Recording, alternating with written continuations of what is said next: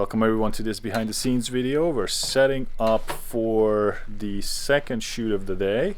We have a special guest again. Baldwin is in the studio with us. He's a professional former basketball player turned marketing and social media professional. And the first interview went really well. It was actually pretty powerful. I liked it a lot. And Trey behind me is building the second set that we designed on Friday. Actually, I wasn't here on Friday, but on the phone we decided that we're going to shoot on this wall.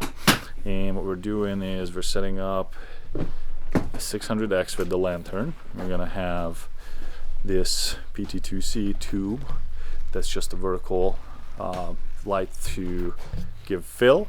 We have a smart tube for hair light, and he's going to be talking in front of this wall. Now, what we have to do is you have to make sure that we're not showing the bookcase or the green screen, so it's going to be a tight shot with a 50 and an 85 to create a little bit of second camera angle. This is a course, so it doesn't need to be anything fancy, and this is what we're working with. So we take what we have, and basically we're trying to shoot a direct shot and then a little bit like higher from down with the 85 just to give it a second angle for editing. So when you have to cut something out because you made a mistake, then we have an option to switch angles.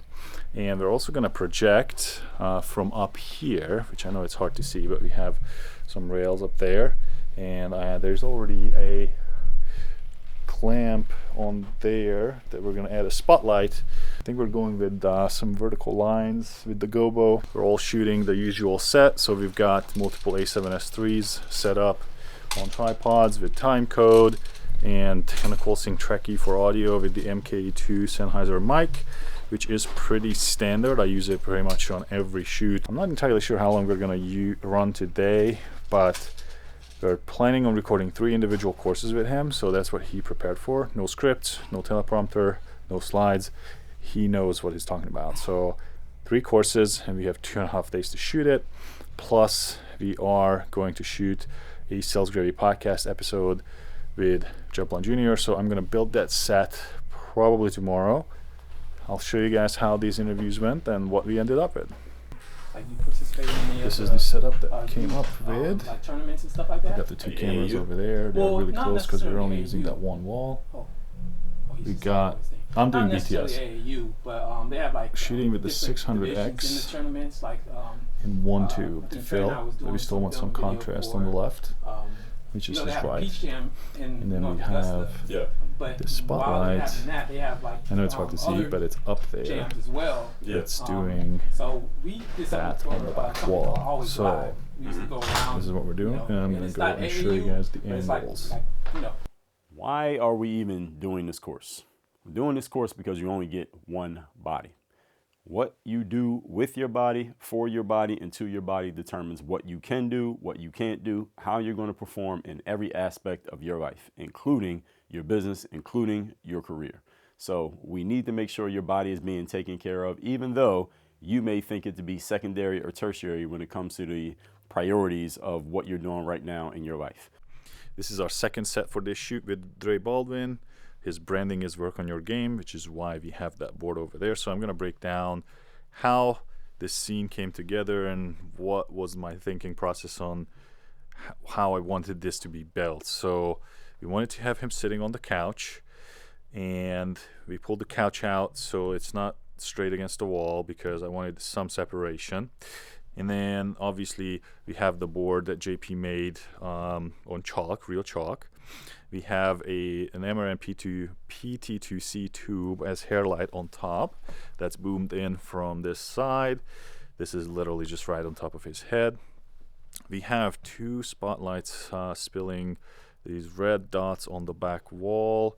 These are from these MRN 150Cs that I know it's hard to see, but they are 150Cs. There's one here. This one has the wide angle lens, and there's one back there that has the longer lens, which is why we had to put it way far back because otherwise the sizing of the pattern wouldn't match. So we tried to be the same on both sides, even though the lenses are different. We also have a tube that's spilling red on the floor that matches his brand, so that's filling up this empty space, because otherwise it looked kind of weird.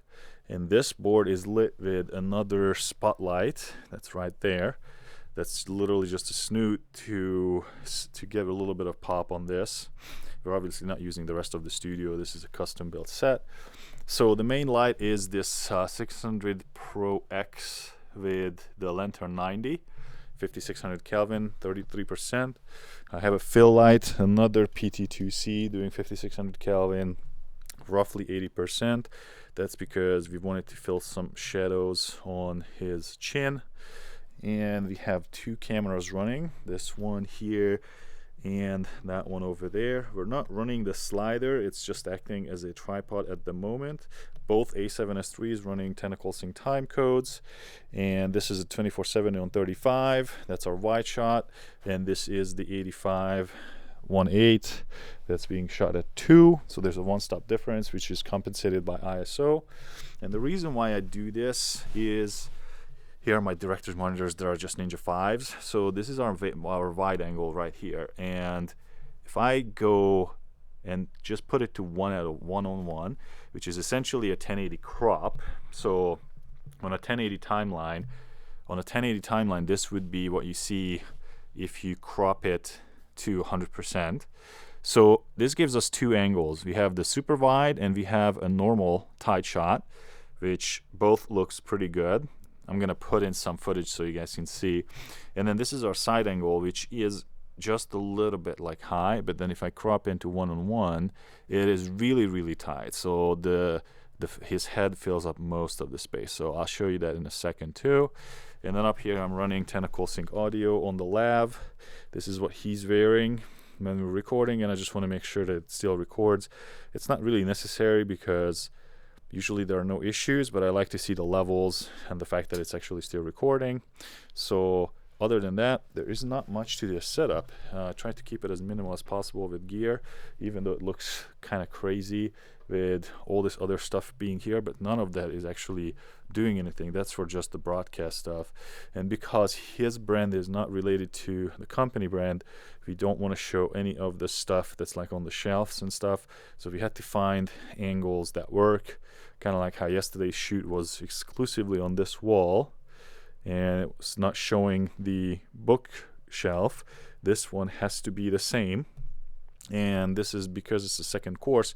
For the third one, we're going to change it up, move the couch out, so he's going to be standing, but the setup itself is not going to change too much because I like the way that this looks and the flexibility of having 4 camera angles that just basically crops. I think this will work just by him standing here, and we raise the lights up to match the set, and we just put him in front of the board or shift the board and then have him on a third.